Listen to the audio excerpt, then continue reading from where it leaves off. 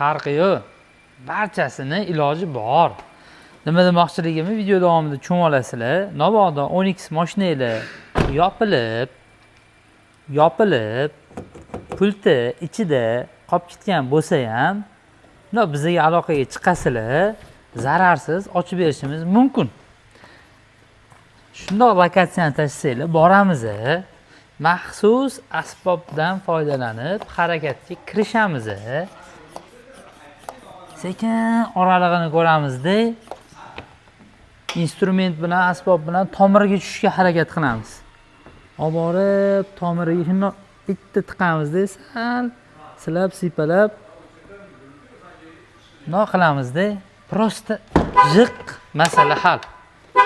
Mashinalarni ichidan pultini olib, bitta ochib yuboramiz. Pap qilmaydi. Hech qayerda qirilmaydi, chizilmaydi. Agar zazoridan xavotir olayotgan bo'lsanglar, shundoq qilamiz-da. Bu yog'i JM O'zbekiston. Shujonim, muammo yo'q. Ishqilib videoni cho'tki qilib qo'yib yuborsang bo'ldi. Video yoqqan bo'lsa like bosib, kanalga obuna bo'lasizlar. Shunaqa xizmatlar kerak bo'lsa, Comfort Tuningga avto ochuvchiga murojaat qilasizlar. Salomat bo'linglar.